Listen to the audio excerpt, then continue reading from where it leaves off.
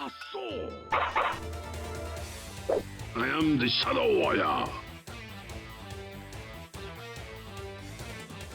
Shadow Warrior is a notable entry in the world of first-person shooters, and is often recognized as one of the big three games powered by the Build engine. However, its development journey reveals that it was almost a very different game.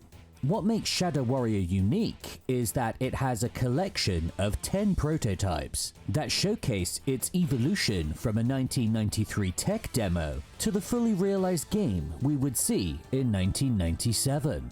And an interesting twist in its development would occur when the Duke 3D team stepped in to help finish the game, a move that would significantly alter the game's direction.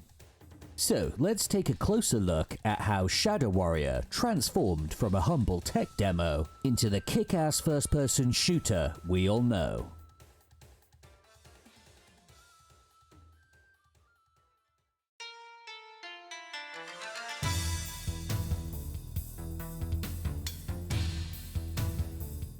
Shadow Warrior's first ever demo, simply known as Ninja, was created a solid 3.5 years before the game would hit the shelves. This early version isn't yet based on the Build engine, and instead runs on a proprietary engine that more closely resembles Castle Wolfenstein. With no weapons, all you can really do is wander around in the few empty rooms it has on offer, with the highlight being some ninja that just loiter around. But my favorite thing about this prototype has to be this charming cutscene that depicts a bustling city. Then we get a behind-the-scenes look at how one becomes a ninja.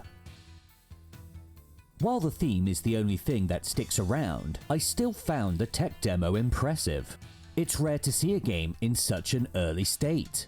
That said, things certainly get more interesting in the next prototype. So let's jump ahead in time by about 8 months to see how the project was evolving.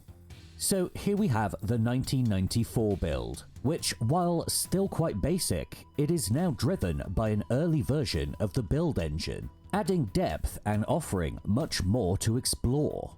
For example, we now have way more intricate level design, with elevators, level props, a skybox, and even working weapons.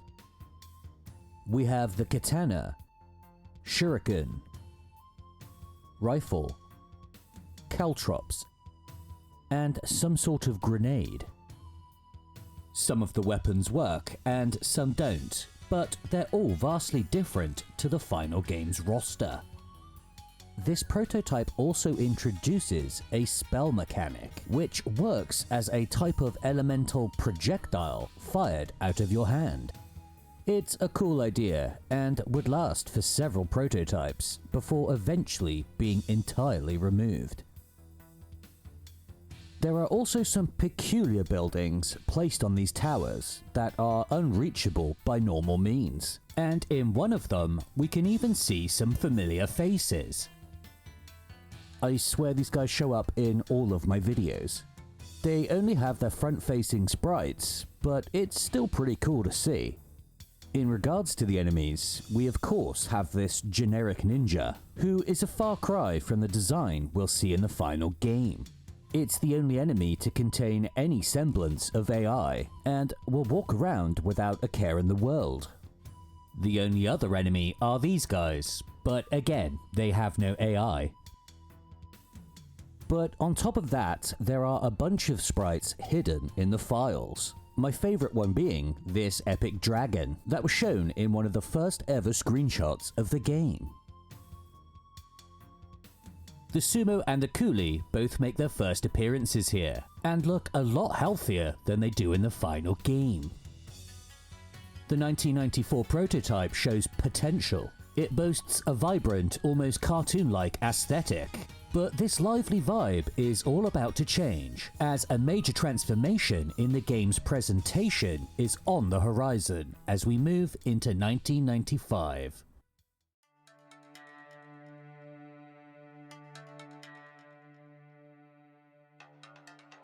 The next two prototypes were compiled less than a month apart, and as such are very similar.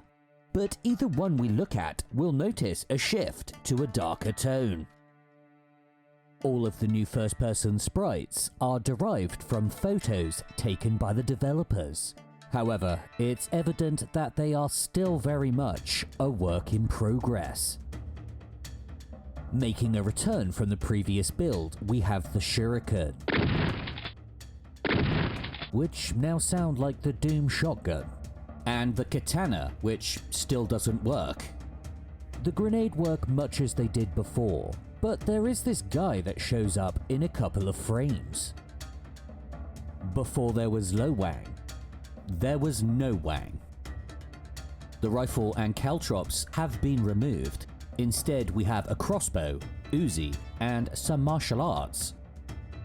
The Uzi is the only new addition that works, but is a lot less accurate than the one we have in the final game. The magic spells have been reduced in number, down from 5 in the previous build to 3. This time, they are all very similar to each other and shoot some kind of fireball. I can see what they were going for, but the new graphics mostly end up just getting in the way. The weapons in the February release are in the middle of being tidied up, making them appear broken. One interesting side effect of this is that when switching to the Uzi, we see some primitive graphics for a scythe. This is the only time we'll see this short-lived idea. Enemies are mostly absent, but they do appear in the game's files. The ninja and the coolie return, and they retain their general design, but with new updated sprites. The Guardian and Baby Rippers make their debut, but are very basic. There's a new Panther enemy also introduced, but unfortunately it doesn't survive past these two prototypes. There's also an early version of the Serpent God who looks quite a bit different. I also noticed these sprites in the tile set that may have been intended for use as idle animations. A similar chopstick animation would make its way into the final game. Between the two builds, there are a fair amount of levels to explore, and while they contain some creative level design, they are mostly empty and lacking direction. It's clear that a lot more time was still needed to get the game finished. So let's take another leap into the future and see how the game was shaping up towards the end of '95, when the game was about to reach the 2-year milestone in its development.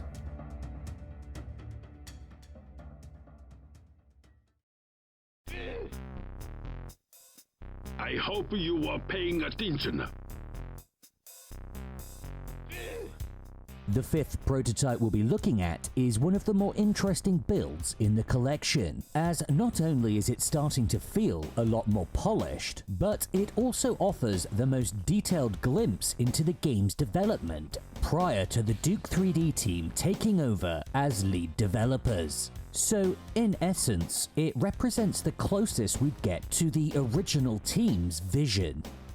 But before we dive in, I want to clarify why there are two dates associated with this prototype. The initial version includes a copy protection system that hasn't been bypassed. However, a playable version was created by combining the September beta assets with source code from October. This leaves us with a sort of Frankenbuild and unfortunately results in some compatibility issues. So, for this demonstration, I'll be using a fan patch developed by RapappathePepper, which addresses some of the missing graphics. But with that said, let's take a closer look. Most of the weapons appear the same as before, but with much cleaner graphics. Although the crossbow is now a two-handed weapon. It's also completely functional now and fires explosive arrows. The Guardian head sees its first introduction here. It acts pretty much how you'd expect, but with invisible projectiles. The prototype has 3 variations on its first-person sprites, none of which would be used in the final. The Ripper Heart also makes its debut. In the prototype, it charges for a second, then locks on to every enemy that you can see, and basically stun locks them until they die. It's pretty overpowered. Then we have a new weapon in the form of an arm blade. It shoots electricity and will stun enemies as well as doing some damage. It can even be seen on this early box art.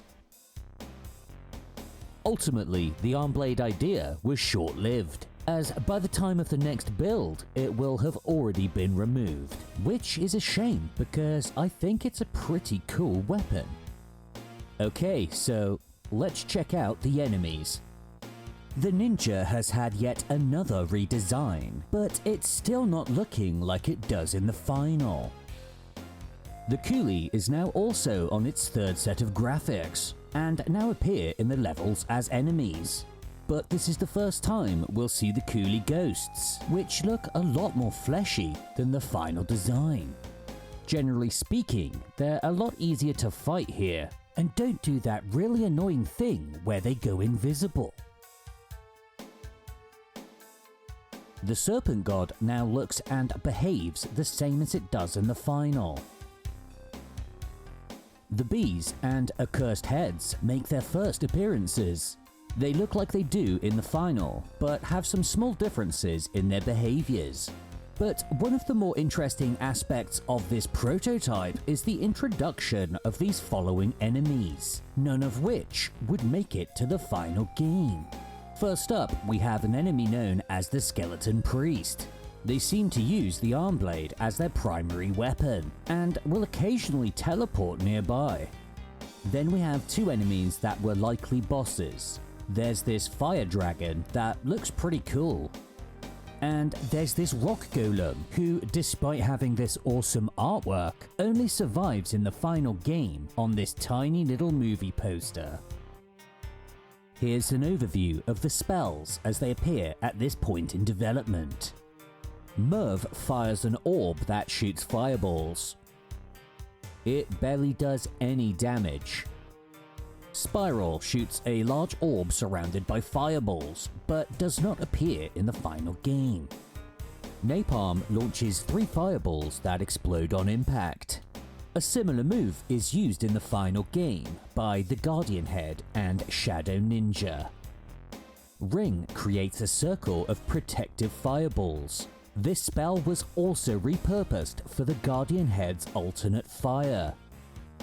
Shadow is intended to make the player invisible, but it doesn't work. It was replaced by the Smoke Bomb in the final game. And the last spell is Night Vision, which appears like a stereotypical night vision effect, turning the screen green. The October 95 prototype marked a significant milestone in the game's development. However, even at this stage, the game's visual style and mechanics was still a far cry from the final game. So let's jump ahead to 1996 and see how the game was taking shape after 3D Realms had moved the project in-house.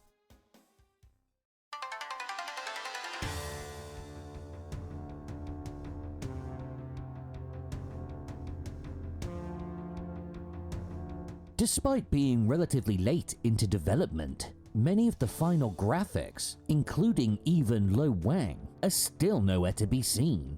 Instead of rushing to complete the game, the developers used this time to experiment with cool new design ideas. For instance, we now see vehicles and mounted weapons in the levels, which shows a significant technical leap forward over the previous prototypes. During this time period, the enemy designs stayed fairly consistent.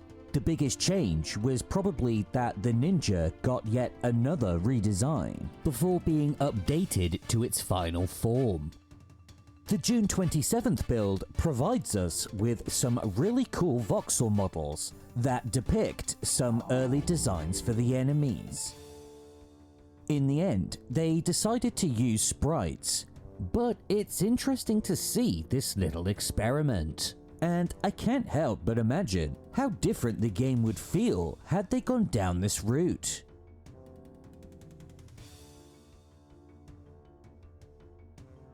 From here on, the weapons roster is now very similar to what we'd expect to see in the final, but there are still a bunch of interesting changes being made.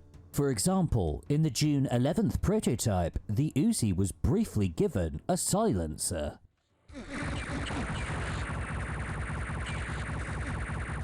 But the idea was dropped, as 2 weeks later, it had already been removed.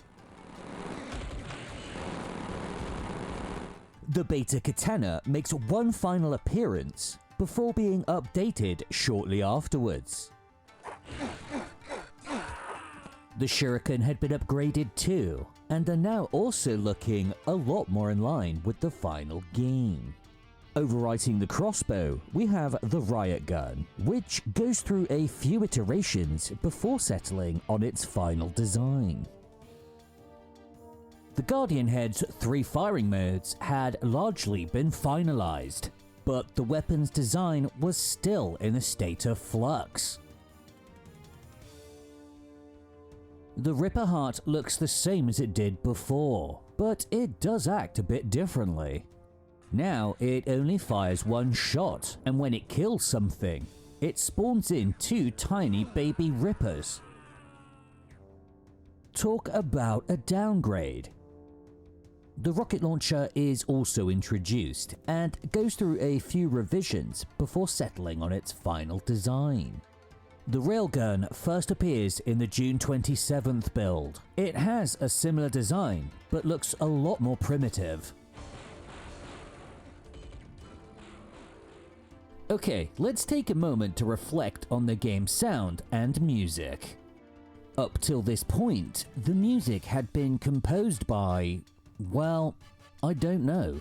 Unfortunately, I couldn't find any clear, published source that names the composer of the early music in the game.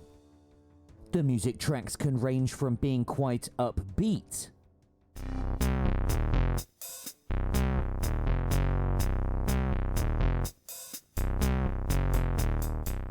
to some that are a bit more moody.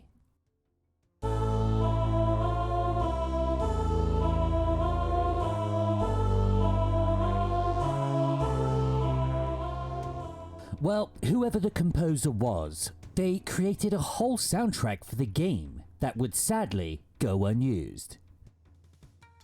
Lee Jackson's compositions are introduced in November, which is just about 6 months away from release. And out of the handful of MIDI files that can be found here, 2 of them would never make it to release.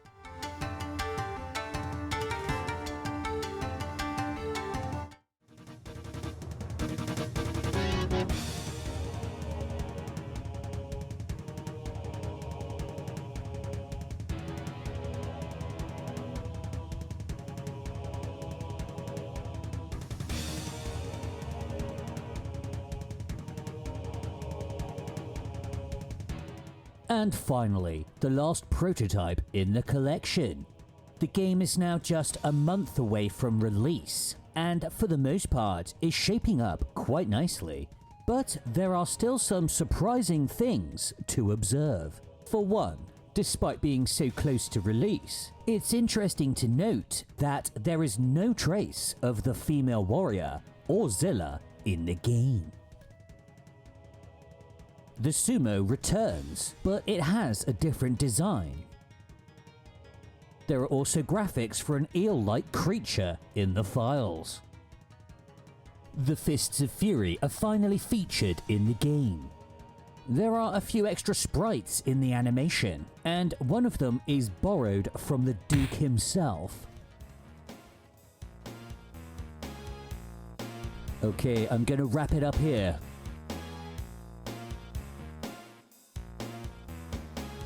There is so much content to explore that it would take a long time to properly document all of the changes found in these prototypes. But I do think it would be fun to dive into some of these maps and see how they changed over time. So I may revisit Shadow Warrior in the future. But thank you so much for watching. If you enjoyed this little dive into the evolution of Shadow Warrior, you may also want to check out my other videos. And if you've got any thoughts about the game, its development, or this video, then be sure to leave them in the comments below. Thanks again, and I'll see you next time. Cheers.